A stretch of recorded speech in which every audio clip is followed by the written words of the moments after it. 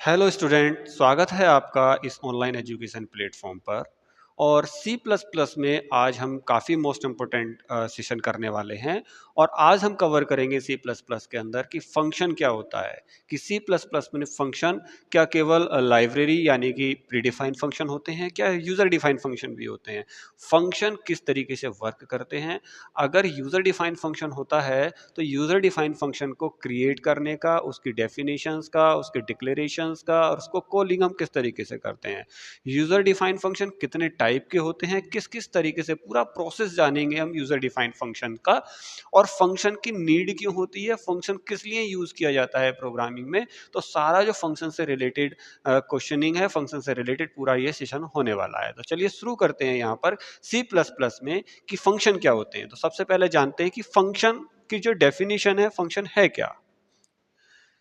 जब भी हम प्रोग्रामिंग करते हैं तो अपने प्रोग्रामिंग को आसान करने के लिए और उस प्रोग्रामिंग को आसान करने के साथ साथ जो कोड है हमारा उसको रीयूजेबल करने के लिए जो कोड लिखा जाता है या जो लॉजिक यूज होता है, उस लॉजिक को हम फंक्शन कहते हैं। हमने कोई प्रोग्राम लिख दिया, उस प्रोग्राम को हमें बार बार इंस्ट्रक्शंस को या कोड को हमें बार बार रिपीट ना करना पड़े। जब भी नीड हो हमें तो उस ब्लॉक ऑफ कोड को डायरेक्टली इन्वॉल्व कर लें हम अपने प्रोग्राम में, इसके लिए फंक्शन की ज़रूरत होती है। और फंक्शन बेसिकली दो टाइप के होते हैं। कौन कौन से होते हैं ये भी समझते हैं, ठीक है। तो सबसे पहले बात करते हैं कि फंक्शन क्या होता है। A function is a reusable block of code. क्या है? Reusable block of code that perform a specific task. क्या है? That perform a specific task. किसी एक स्पेसिफिक टास्क को परफॉर्म करने के लिए एक रीयूजेबल कोड लिखा जाता है, उस रीयूजेबल कोड को हम फंक्शन कहते हैं, ठीक है। आगे है, it is divide A programme into a smaller logic unit. कोई भी प्रोग्राम को छोटे छोटे यूनिट में डिवाइड करने के बाद में उन यूनिट्स को हम क्या कहते हैं? फंक्शन कहते हैं, ठीक है। Improve readable and make code easier to maintain, यानी कि जिससे कि जो कोड है हमारा वो आसानी से मेंटेन हो जाता है। A function can accepted parameter, यानी कि कोई भी फंक्शन है वो पैरामीटर को एक्सेप्ट कर सकता है। पैरामीटर क्या होते हैं, यानी कि आर्ग्यूमेंट क्या होते हैं, ये सारी चीजें हम समझेंगे, ठीक है। Execute statement and optionally return A value. अगर जरूरत है तो उस फंक्शन से हम वैल्यू भी रिटर्न कर लेते हैं और जो कोड है उसको हम एग्जीक्यूट करते हैं। इसको एक सीधी भाषा में समझा जाए तो फंक्शन एक तरीके का ब्लॉक यानी कि कलेक्शन, आप कह सकते हो कलेक्शन ऑफ कोड होता है, जिसको हम नीड के अकॉर्डिंग बार बार ही यूज कर सकते हैं। उसको लिखते एक बार हैं और जब भी हमें जरूरत पड़ती है उस टाइप का कोई वर्क करने के लिए या स्पेसिफिक उसी टाइप का टास्क करने के लिए, तो डायरेक्टली उसको हम क्या कर लेते हैं, अपने प्रोग्राम में इन्वॉल्व कर लेते हैं या उसको हम कॉल कर लेते हैं और उसी टाइप का हम टास्क परफॉर्म करवा लेते हैं उससे। तो वो क्या कहलाता है? फंक्शन कहलाता है। और फंक्शन का यूज ही क्या होता है? A function is allowed to write a piece of logic once and reuse it whenever need into the program. यही वही चीजें किस लिए यूज होता है? Keep your code clean, organise, easier to understand and manage.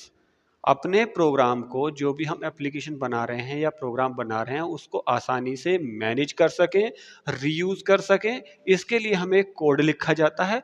उस code को हम क्या कहते हैं? फंक्शन कहते हैं। तो फंक्शन के जो यूजेस है वो क्या है मेनली, वो समझ लेते हैं। ये बहुत जरूरी है कि अब तो हमारे समझ में आ गया होगा या ये चीज हम समझ चुके होंगे कि फंक्शन क्या है। एक तरीके का कोड है और वो कोड जैसा हमारा प्रोग्रामिंग का कोड होता है वैसा वही भी कोड होता है।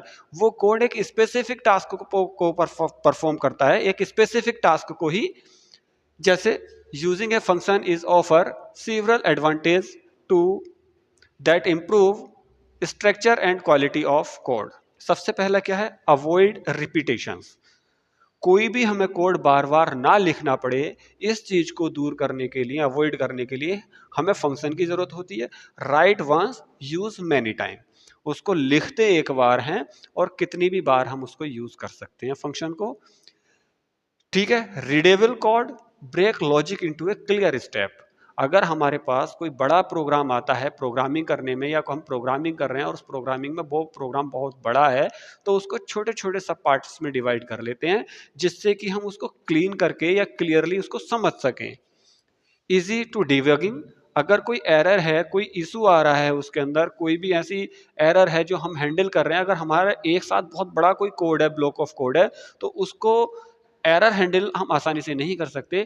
लेकिन अगर किसी बड़े प्रोग्राम को हमने छोटे छोटे सब प्रोग्राम में डिवाइड कर रखा है, तो उन छोटे छोटे पार्ट्स में उसकी एरर को हैंडल करना काफ़ी आसान हो जाता है। इसलिए भी हमें फंक्शन की ज़रूरत पड़ती है। नेक्स्ट है मॉड्यूलर डिज़ाइन। अब एक बड़े प्रोग्राम को आप बनाने बैठ जाइएगा तो क्या होगा कि एक ही पर्सन अगर उसमें लगा हुआ है तो उसको काफ़ी टाइम लगेगा और कॉम्प्लेक्सिटी बहुत ज़्यादा हो जाएगी। या फिर आप ये सोचेंगे कि पूरे प्रोग्राम को हमें शुरू से समझना पड़ेगा, फिर उसको हमें कोडिंग करना पड़ेगा। लेकिन अगर उसी प्रोग्राम के हम पार्ट बना देते हैं, उसके मॉड्यूल में डिवाइड कर देते हैं और उस मॉड्यूल को हम अपनी टीम में डाल देते हैं कि भाई ये वाला मॉड्यूल पे आप काम करोगे, इस वाले पर्टिकुलर टास्क पे आप काम करोगे, इस तरीके से हम एक बड़े प्रोग्राम को भी छोटे छोटे छोटे छोटे डिवाइडेड कर लेते हैं छोटे छोटे प्रोग्राम में, और उन छोटे छोटे प्रोग्राम्स को ही हम क्या बोलते हैं, फंक्शन बोलते हैं। ठीक। Simple testing, check easy part independently. जो फंक्शन में बना हुआ प्रोग्राम है उसको इंडिपेंडेंटली हम अलग अलग चेक कर सकते हैं कि कौन से पार्ट में प्रॉब्लम है, या कौन से पार्ट में एरर आ रही है, या कौन सा पार्ट हमारा अलग रिजल्ट दे रहा है, या आउटपुट हमारे डिजायर्ड नहीं मिल पा रही है। तो ये भी एक बेनिफिट होता है फंक्शन का। और क्या होता है, टीम फ्रेंडली होता है। टीम फ्रेंडली का मतलब हो गया कि multiple people can be work in parallel. एक साथ एक ही प्रोग्राम पे अगर हमने देखा जाए तो मल्टीपल पर्सन काम कर सकते हैं। फॉर एग्जाम्पल किसी को कोई एप्स बनाने का क्या मिल जाता है, एप्स बनाने का टास्क मिला हुआ है, और उस एप्स में अलग अलग क्या होगा, एक एप्स में एक तो काम होता नहीं है, कोई वीडियो भी शेयर करे। फॉर एग्जाम्पल हमारे पास व्हाट्सएप है, और व्हाट्सएप को अगर हम एग्जाम्पल ले लें तो केवल व्हाट्सएप के लिए केवल एक ही काम नहीं होगा, उसमें चैटिंग के थ्रू आप वीडियो भी भेज सकते हैं, चैटिंग में आप फोटो भी भेज सकते हैं, चैटिंग में वीडियो कॉल भी कर सकते हैं, चैटिंग के अंदर ऑडियो भी सेंड कर सकते हैं किसी को, ठीक है, या फिर वीडियो कॉल, बहुत सारी चीजें होती हैं। तो हर एक फंक्शन का काम अलग अलग होता है, और उनको सब फंक्शन में डिवाइडेड करना ही हमारा क्या कहलाता है, फंक्शन कहलाता है। तो अब समझ में आ गया होगा कि फंक्शन क्या होता है और फंक्शन का यूज क्या है। आगे देखते हैं कि अगर फंक्शन है तो फंक्शन कितने टाइप के हैं हमारे पास। सी प्लस प्लस में फंक्शन है तो फंक्शन कितने टाइप के होते हैं और फंक्शन का पार्ट क्या होता है, ये समझेंगे। फंक्शन सिंटैक्स, कि फंक्शन का सिंटैक्स क्या है। फंक्शन किसी भी प्रोग्राम में कुछ इस तरीके से लिखा जाता है, जैसे कि मैं लिखता हूं void, फंक्शन का नाम हो गया फन, और यहां पर इसके बीच में इसका हो जाता है पैरामीटर या आर्ग्यूमेंट। सही है, पैरामीटर इसको कह सकते हो या आर्ग्यूमेंट कह सकते हो। तो टोटल मिलाकर के इसके तीन अलग अलग जो है पार्ट होते हैं। सबसे पहला होता है रिटर्न डेटा टाइप। इस रिटर्न डेटा टाइप को आप कीवर्ड जैसे कि void है, इंटीजर है या फ्लोट है, उस तरीके से डिसाइड कर सकते हो, जैसे मैंने उधर फंक्शन में लिखा है void। फिर होता है फंक्शन का नाम, और जो फंक्शन का नाम है उसको डिसाइड करने के भी कुछ रूल्स होते हैं। क्या है, एक तो फंक्शन का जो भी आप नाम लेंगे उस फंक्शन के नाम में कहीं स्पेस नहीं होगा। दूसरी कंडीशन होती है कि उस फंक्शन में कोई स्पेशल कैरेक्टर नहीं होगा। एंड तीसरी कंडीशन होती है कि वो स्पेस जो फंक्शन आप यूज कर रहे हैं उसमें जो कीवर्ड हैं प्रोग्रामिंग के, या जो कीवर्ड हैं उस लैंग्वेजेस के, वो यूज नहीं होंगे, जैसे कि इंटीजर है, कैरेक्टर है, फ्लॉट है। इस टाइप के जो कीवर्ड्स हैं, डुअल है या फिर स्ट्रिंग है, इस टाइप के जितने भी कीवर्ड्स हैं वो आप यूज नहीं करेंगे फंक्शन के नाम पे। फिर आगे होता है parameters list.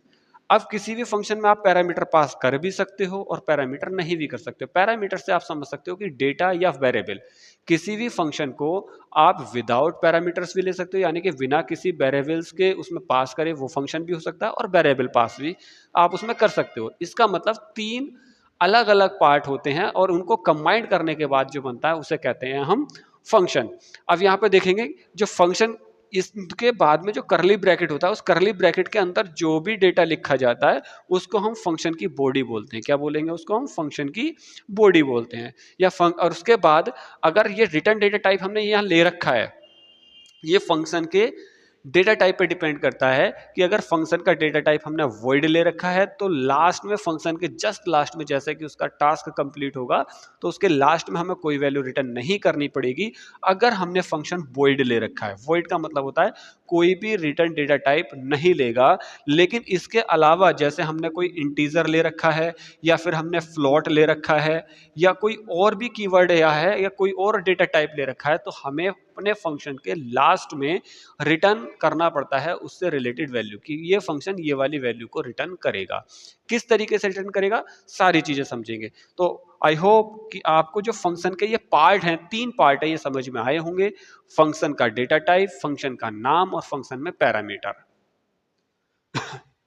Type of function, C++ में या किसी भी प्रोग्रामिंग में अगर हम फंक्शन के टाइप की बात करें तो 2 टाइप की फंक्शन होते हैं।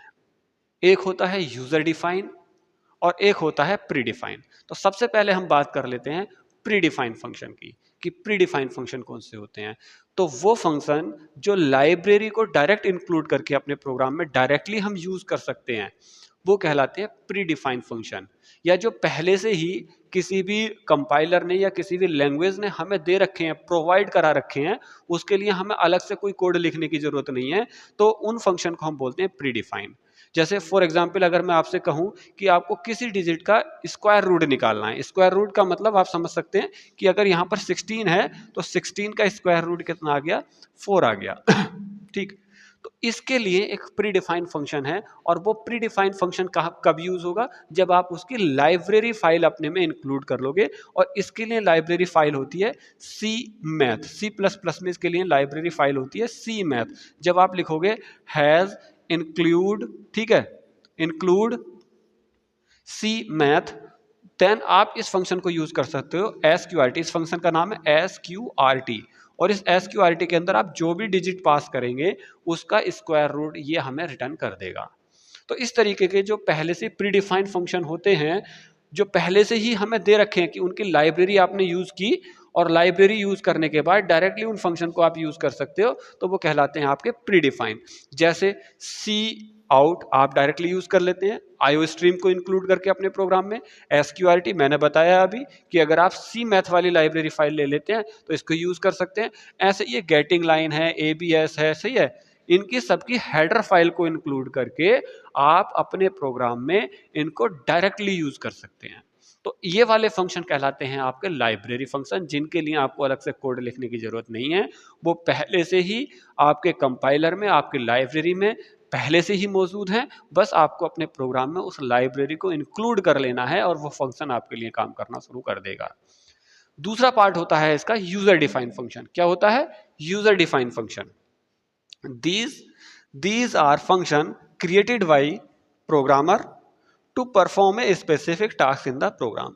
मतलब कुछ फंक्शन ऐसे होते हैं जो प्रोग्रामर अपने सुविधा के अकॉर्डिंग अपने लिए क्रिएट करना चाहता है, तो उनको बोलते हैं हम यूजर डिफाइन फंक्शन। उन फंक्शन को क्रिएट करने के कुछ रूल्स होते हैं, कुछ प्रोसेस होता है। वो रूल और प्रोसेस क्या है वो देखते हैं। देखिए,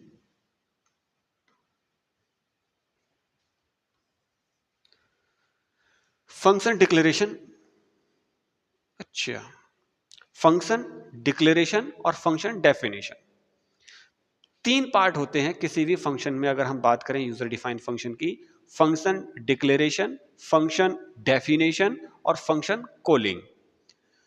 अगर हम C++ में ऑब्जेक्ट के थ्रू जाएं तो फंक्शन डिक्लेरेशन और फंक्शन डेफिनेशन दोनों एक साथ कर सकते हैं। फिलहाल तीनों को समझते हैं, देखिएगा। A function declaration introduce a function to the compiler why specify it is return data type, name and parameter without the body, and its use when the function is defined later or in another file। अगर आप अपने programme में अपने compiler को पहले से ही ये चीज बताना चाहते हो कि हम इस नाम का कोई फंक्शन अपने प्रोग्राम में रखना चाहते हैं, या इस नाम से कोई फंक्शन होगा, या इस नाम का फंक्शन हम फ्यूचर में कभी यूज करेंगे, तो हमें तीनों चीजें बतानी पड़ेंगी। उस फंक्शन का डेटा टाइप क्या होगा, उस फंक्शन का नाम क्या होगा, और उस फंक्शन के हम अंदर कितने पैरामीटर पास करने वाले हैं। तो उसका सिंटैक्स कुछ इस तरीके से होगा। यहाँ लिखा हुआ है इंटीजर एड इंट इंट, या आप इसको इस तरीके से समझ सकते हो कि इंटीजर इस फंक्शन का नाम हो गया, यहाँ पर कोई फंक्शन का नाम हो गया, और यहाँ कितने वेरिएबल ले सकते हो, इंटीजर ए, इंटीजर बी। यानी कि इस फंक्शन को अगर मैं बात करूं और यहाँ पर ही मैंने इसको क्लोज कर दिया, तो ये फंक्शन का क्या हो गया, ये फंक्शन की डिक्लेरेशन हो गई, हमने डिक्लेयर कर दिया अपने प्रोग्राम में। जब हम इंक्लूड करते हैं ना file hash tag IO stream using name space, वहीं पे इसको डिक्लेयर कर देते हैं कि भाई इस टाइप का कोई फंक्शन होगा और इसे हम कभी भी यूज कर लेंगे इसको डिफाइन करने के बाद। एक तरीका तो इसका ही हो गया। दूसरा क्या है, अब जब हमने फंक्शन डिक्लेयर कर दिया, डिक्लेयर करने के बाद क्या होगा, function definition contain the actual code that specify what the function does when it is called। जब फंक्शन को कॉल की जाए तो पार्टिकुलर फंक्शन क्या काम करेगा, ये सारी कोडिंग जहां लिखी जाती है वो कहलाती है फंक्शन की डेफिनेशन, या फंक्शन की वर्किंग स्पेसिफिकेशन कहलाती है कि वर्क ये जो फंक्शन है पर्टिकुलर ये वाला काम करेगा। फॉर एग्जाम्पल देखिएगा, यहां पर दे रखा है integer add integer a integer b और रिटर्न ए प्लस बी। कोई फंक्शन है, इसमें दो पैरामीटर इसको मिलेंगे ए और बी, और ये क्या करेगा, ए बी को जोड़ करके रिटर्न कर देगा, वापस कर देगा। तो ये वाला प्रोसेस कहलाता है फंक्शन की डेफिनेशन, कि जो फंक्शन की वर्किंग हमको बताता है कि फंक्शन में हमें ये काम करना है। ठीक है, फिर होता है फंक्शन का कॉलिंग। क्या होता है, फंक्शन की कॉलिंग। फंक्शन की कॉलिंग कैसे करते हैं, इसके लिए मैं प्रोग्राम पूरा एक्सप्लेनेशन करके बताऊंगा। अब बात कर लेते हैं कि जब भी हम फंक्शन को डिक्लेयर करें या यूज करें फंक्शन को, तो कितने टाइप से कर सकते हैं। ठीक है, हम फंक्शन को कितने टाइप से कर सकते हैं, तो ये 4 टाइप होते हैं। ये जो यूजर डिफाइंड फंक्शन है वो 4 टाइप का होता है। क्या होता है, no parameter no return data type, no parameter no return data type. अब फंक्शन के 3 पार्ट मैंने आपको बताए, जैसे कि सबसे पहला होता है डेटा टाइप, फिर होता है नेम फंक्शन का, फिर होता है यहां पर पैरामीटर। लेकिन इस पैरामीटर को आप आर्ग्यूमेंट भी कह सकते हो। अगर बात कर लेते हैं तो सबसे पहले क्या होगा, विदाउट डेटा टाइप, जिसको आप वॉइड बोलते हो, वॉइड यहां पर वॉइड लिख देंगे। कोई फंक्शन का हमने नाम लिखा यहां पर, ठीक है, फन नाम से, और कोई पैरामीटर हमने इसके अंदर नहीं दिया। तो ये तीनों चीजें डिसाइड हो गई कि यहां पर कोई डेटा टाइप नहीं है इसका, यानी कि नल है, कोई रिटर्न नहीं करेगा ये वैल्यू जब भी ये फंक्शन लिखा जाएगा। ये फंक्शन का नाम हो गया और इसके अंदर हमने कोई भी पैरामीटर पास नहीं करा। एक तरीका तो ये हो गया। दूसरा तरीका क्या होता है इसका, देखिएगा, पैरामीटर नो रिटर्न वैल्यू, कि कोई पैरामीटर लेगा ये और कोई रिटर्न वैल्यू नहीं देगा। मतलब कोई भी रिटर्न डेटा टाइप नहीं होगा इसका। कोई भी रिटर्न डेटा टाइप से आप यहां समझ सकते हैं कुछ इस तरीके से लिखा होगा ये, जैसे void, अगर रिटर्न डेटा टाइप है नहीं है तो void, फिर फंक्शन, ठीक है, फंक्शन का नाम, और उसके बाद में अगर कोई रिटर्न वैल्यू आप ये वो यहां पर कोई पैरामीटर पास करा रहे हैं तो ये पैरामीटर से और आर्ग्यूमेंट से मतलब होता है जो पैरेंथेसिस होते हैं, उस पैरेंथेसिस के अंदर आप कितने वेरिएबल डिक्लेयर कर रहे हैं या कितने वेरिएबल को आप पास कर रहे हैं, ये चीज कहलाती है पैरामीटर। तो पहला हो गया बिना रिटर्न वैल्यू के, विदाउट पैरामीटर के। दूसरा हो गया विदाउट रिटर्न डेटा टाइप के और विद पैरामीटर के। तीसरी पॉइंट क्या होता है इसमें, देखिएगा, तीसरा नो पैरामीटर रिटर्न वैल्यू मतलब कोई भी पैरामीटर हम पास नहीं कर रहे लेकिन रिटर्न वैल्यू ले रहे हैं, यानी कि उसको इंटीजर से या वॉइड से, इंटीजर से या फिर फ्लोट से या फिर स्ट्रिंग से हम शुरू करेंगे, फिर फंक्शन का नाम देंगे, फिर यहां पर क्या, कोई भी पैरामीटर हम नहीं लेंगे। तो ये हो गया तीसरा टाइप। चौथा टाइप क्या होगा, रिटर्न वैल्यू भी है हमारे पास और फंक्शन का पैरामीटर भी है। ठीक है, ये फंक्शन हो गया और यहां पर फंक्शन का हमने पैरामीटर भी दे दिया, इंटीजर ए। तो 4 टाइप के हो गए। चारों टाइप को मैं फिर से रिपीट कर दे रहा हूं। पहला, जिसमें कोई रिटर्न वैल्यू नहीं होगी और कोई भी पैरामीटर पास नहीं होगा। दूसरा, जिसमें कोई वैल्यू रिटर्न नहीं होगी लेकिन पैरामीटर पास होगा। तीसरा, जिसमें रिटर्न डेटा टाइप होगा लेकिन पैरामीटर नहीं होगा। चौथा, जिसमें रिटर्न डेटा टाइप भी होगा और पैरामीटर भी पास हो रहा होगा। तो ये 4 टाइप के फंक्शन होते हैं। इन चारों टाइप के फंक्शन को हम अपने प्रोग्रामिंग में किस तरीके से यूज करते हैं ये भी देखते हैं। ठीक,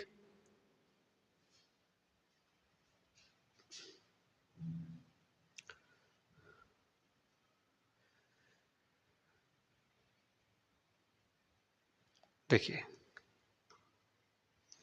सबसे पहले है, ये टाइप है आपका no parameter no return value. आप इसको इस तरीके से समझ सकते हो, without data type, without data type और without return value, without data type without return value. इसको एक्सप्लेन करते हैं सही तरीके से समझना है तो। ये जो 2 फाइलें हैं आप इनको समझ सकते हो एज ए लाइब्रेरी और हेडर फाइल। एक क्लास ली मैंने यहाँ पर, क्लास का नाम लिखा टेस्ट, और आपको अच्छे से पता होगा कि क्लास जब भी हम डिफाइन करते हैं तो क्लास का पहला लेटर कैपिटल होता है। इसके अंदर हमने डेटा टाइप लिया पब्लिक, पब्लिक के अंदर हमने एक वेरिएबल ले लिया इंटीजर नाम से, और ये बनाया हमने एक फंक्शन, फंक्शन बना दिया हमने। देखिए फंक्शन की वैल्यू, और फंक्शन के लिए हम पढ़ रहे हैं इसको, फंक्शन में वॉइड मतलब कोई भी वैल्यू रिटर्न नहीं करेगा, और इसमें कुछ भी नहीं है, तो इसका मतलब हो गया नो पैरामीटर, नो पैरामीटर, ठीक है, ये हो गया नो पैरामीटर, कोई वैल्यू नहीं है। अब ये फंक्शन करेगा क्या, यूजर को मैसेज देगा एंटर योर नंबर, और जो नंबर आएगा वो ए वेरिएबल के अंदर स्टोर कर लेगा, और स्टोर करने के बाद ये प्रिंट करा देगा ए स्टार ए, मतलब ए की ए से मल्टीप्लाई करके प्रिंट करा देगा, और ये काम हो गया हमारे पास क्लास का, ठीक है। मैं इसको सिंपल भी बना सकता था, विदाउट क्लास भी बना सकता था, लेकिन जब C++ की बात आती है ऑब्जेक्ट ओरिएंटेड की, तो कोई भी चीज़ समझने के लिए हमें जो कंसेप्ट लगाना चाहिए वो ऑब्जेक्ट ओरिएंटेड वाला ही लगाना चाहिए, मतलब क्लास और ऑब्जेक्ट के थ्रू ही किसी को हमें एक्सेस करना चाहिए, तो चीज़ें अच्छी और चीज़ें कोरिलेंट होती हैं जो सब्जेक्ट हम पढ़ रहे हैं। क्योंकि अगर आप C++ पढ़ रहे हैं और आप इसमें फंक्शन का इम्प्लीमेंटेशन C की तरह कर रहे हैं, तो आपके अंदर स्किल का जो इम्प्रूवमेंट है वो नहीं होगा। तो अगर आप ऑब्जेक्ट ओरिएंटेड पढ़ रहे हैं तो इसको ऑब्जेक्ट ओरिएंटेड की ही तरीके से इंप्लीमेंट करना सीखिए। क्लास बनानी है, क्लास के अंदर एक्सेस स्पेसिफायर लेना है, वेरिएबल लेना है, फिर हमने क्या लिया, फंक्शन लिया without return data type, without parameter. उसके अंदर हमने इसकी वर्किंग फंक्शनैलिटी लिख दी कि ये पैरामीटर या ये वाला जो फंक्शन है ये काम करेगा। आगे देखिएगा, अगर कोई भी क्लास बनाई है तो उस क्लास का ऑब्जेक्ट बनता है मेन फंक्शन के अंदर, और हमने लिया ये इंटीजर मेन, इसका रिटर्न डेटा टाइप लिया इंटीजर, तो लास्ट में लिख दिया हमने रिटर्न 0। अब यहां पर बात कर लेते हैं, ये बनाया है इसका ऑब्जेक्ट। क्या बनाया ये ऑब्जेक्ट। ऑब्जेक्ट कैसे बनता है, क्लास का नाम और स्पेस उस ऑब्जेक्ट का नाम। क्लास का नाम है यहां पर टेस्ट, और ऑब्जेक्ट का नाम लिया है मैंने यहां पर XYZ। अगर मुझे इस फंक्शन को कॉल करनी है, जो मैंने void नाम का फंक्शन बना रखा है, तो करना पड़ेगा x_z.fun, इसको कहते हैं फंक्शन कॉलिंग। क्या कहेंगे हम इसको, फंक्शन कॉलिंग। फिर से समझिएगा, जैसे ही ये वाला स्टेटमेंट होगा तो ये तो बना रहा है इसका ऑब्जेक्ट बना रहा है ये, लेकिन जब हम ये स्टेटमेंट लिखेंगे इसका मतलब हो गया ऑब्जेक्ट के थ्रू फंक्शन को कॉल की जा रही है। जैसे ये स्टेटमेंट रीड करेगा कंपाइलर, तो जब ये स्टेटमेंट रीड होगा तो हमारा जो प्रोग्राम है वो उठ करके आ जाएगा यहाँ पर, और जब प्रोग्राम हमारा यहाँ पर उठ करके आएगा तो ये बताएगा कि एक फंक्शन है, इसको बोलते हैं फंक्शन कॉलिंग। क्या बोलेंगे इसको, फंक्शन कॉलिंग। क्या बोलेंगे इसको, फंक्शन कॉलिंग, इसको बोलते हैं हम फंक्शन कॉलिंग। अब प्रोग्राम या कंपाइलर हमारा क्या आ जाएगा, फिर void fun पे आ जाएगा, और यहां से प्रोग्राम एग्जीक्यूट होना स्टार्ट होगा। ये क्या करेगा, यूजर को मैसेज दे देगा, एक नंबर ले लेगा यूजर से और उसको डायरेक्टली प्रिंट करा देगा। यहां पर फंक्शन कॉलिंग में ना तो कोई हमने पैरामीटर पास किया है और ना ही वापस यहां से कोई वैल्यू उठ करके यहां आ रही है, बस कंपाइलर ही यहां से उठ करके जा रहा है और इस कोड को एग्जीक्यूट कर ले रहा है। अगर हमें एक बार स्क्वायर कराना है तो इसको एक बार रन कराएंगे, और अगर हमें इसको 2 बार रन कराना है या 2 बार हमें किसी का क्या चाहिए, आउटपुट चाहिए 2 बार, कहते हैं ना रीयूजेबिलिटी का मतलब तो क्या हो गया कि इस कोड को हम बार बार यूज करना चाह रहे हैं, इस वाले कोड को। तो अगर ये हमें बार बार यूज करना है तो इसको हमें क्या करना पड़ेगा, बार बार कॉलिंग करनी पड़ेगी। इसको आपने एक बार लगा दिया, एक बार कॉलिंग कर दी, तो ये फंक्शन एक बार क्या करेगा, एग्जीक्यूट हो जाएगा। इसको आपने फिर लिखा XYZ.fun, तो ये फिर से कॉल कर देगा। ये जो इसकी वर्किंग है, ये जो इसका टास्क है कि हर बार यूजर से एक नंबर लेना, उसको ए में स्टोर करना, फिर उसकी प्रिंट करके उसकी मल्टीप्लाई करके प्रिंट कर देना, ये हर बार करेगा। ये जितनी बार आप कॉलिंग करोगे, जितनी जितनी बार आप ये स्टेटमेंट लगाओगे यहाँ पर, ये उतनी उतनी बार कॉल होता चला जाएगा और ये उतनी ही बार स्क्वायर को प्रिंट करता चला जाएगा।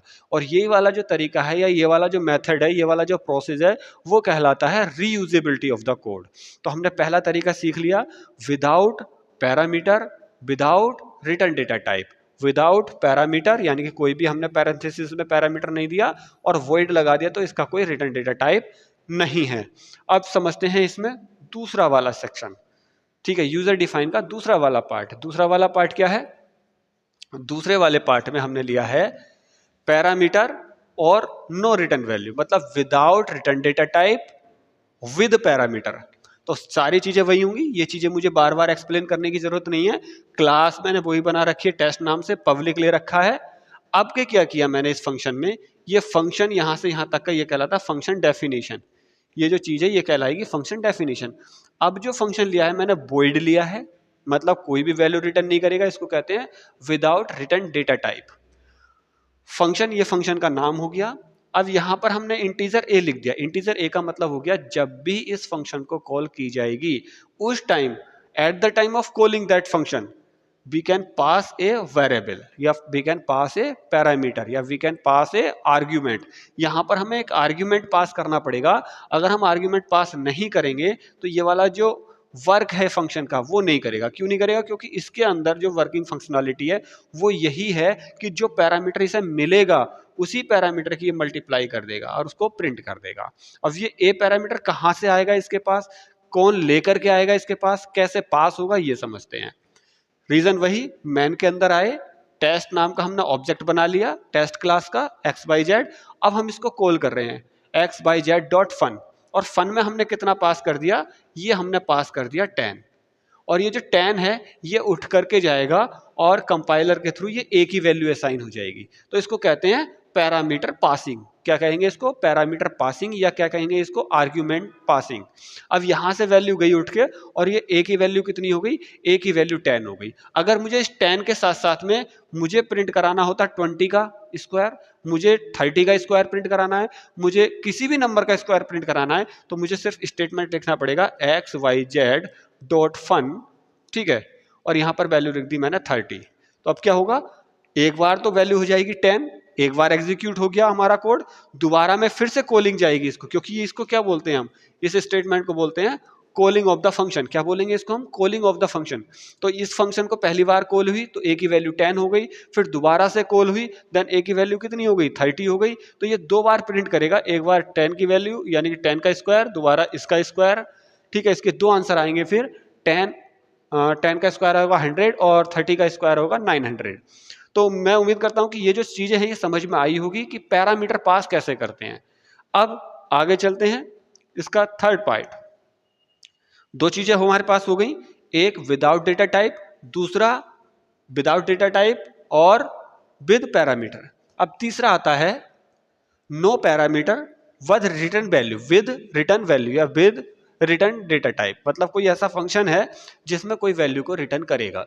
इसका मतलब तो ये हुआ कि जब भी हम किसी फंक्शन को कॉल करेंगे तो कॉल करते टाइम वो कुछ ना कुछ वैल्यू अपना टास्क कंप्लीट करेगा, जो भी उसको टास्क दे रखा है वो टास्क पूरा परफॉर्म करेगा। परफॉर्म करने के बाद लास्ट में कुछ ना कुछ वैल्यू को वो रिटर्न करेगा, और वो वैल्यू कहाँ जाएगी? जहां से फंक्शन को कॉल की जा रही है वो वैल्यू उधर पहुंचेगी और वहां जाकर के हमें उसका यूटिलाइज करना है।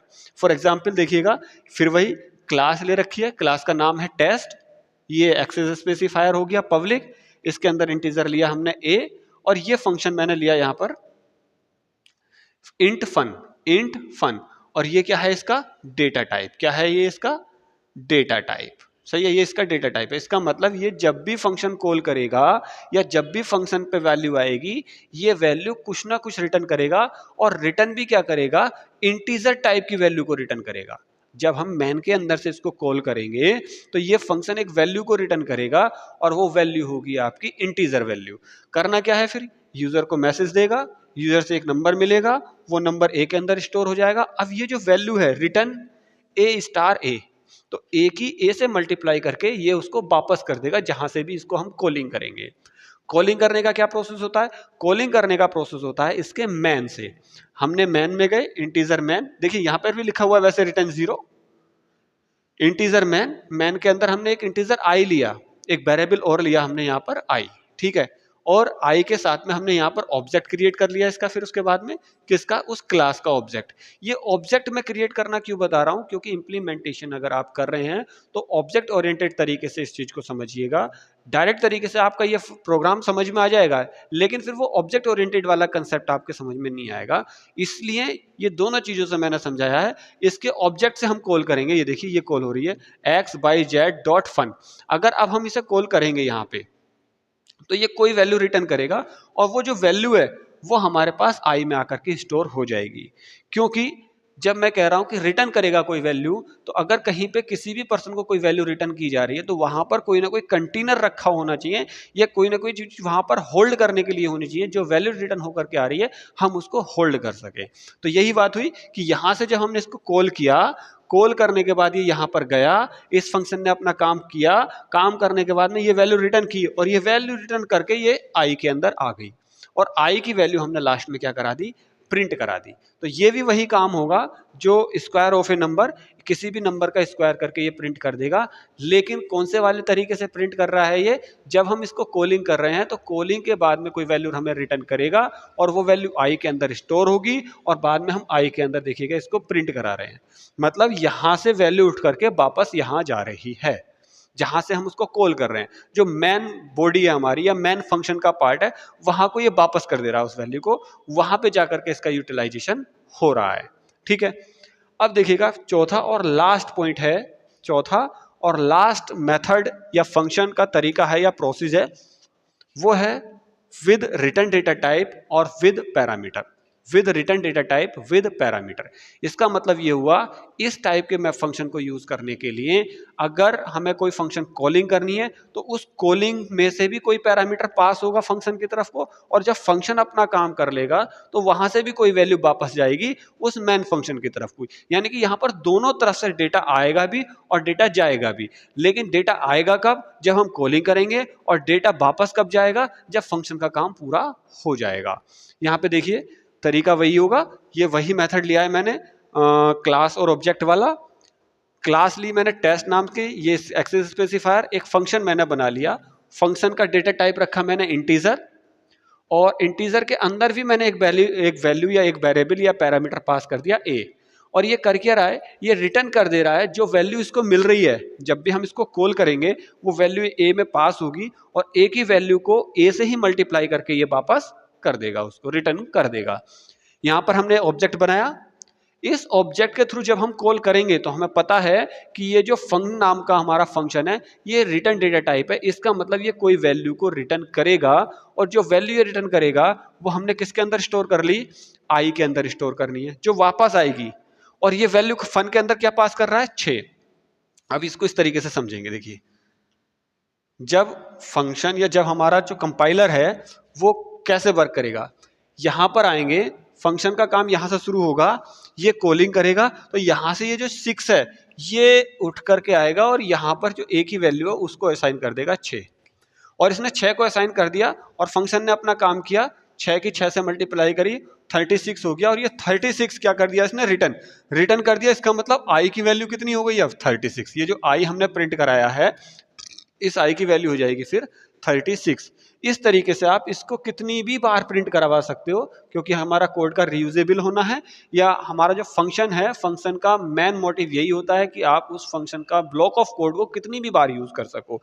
अगर मुझे 6 की जगह किसी और डिजिट का नंबर प्रिंट करना होगा, कुछ और डिजिट मुझे प्रिंट करनी होगी, तो मैं सिंपल क्या लिखूंगा फिर, आई इक्वल टू XYZ.fun, और उस फन के अंदर वो पर्टिकुलर डिजिट में पास कर दूंगा और जो मैं डिजिट पास करूंगा वही वैल्यू जाकर के ए की हो जाएगी। और फंक्शन क्या करेगा, उस ए की ए से ही मल्टीप्लाई करके वो पर्टिकुलर वैल्यू को रिटर्न कर देगा वापस मैन को, या जहां से हमारा कॉल हो रहा है उस फंक्शन को जहां पे कॉल हो रहा है वो वैल्यू उधर आ जाएगी। उधर से हमने उसको आई वेरिएबल ले रखा है एक, उस वेरिएबल के हम अंदर स्टोर करा लेंगे इसको और उस आई को हम प्रिंट करा देंगे।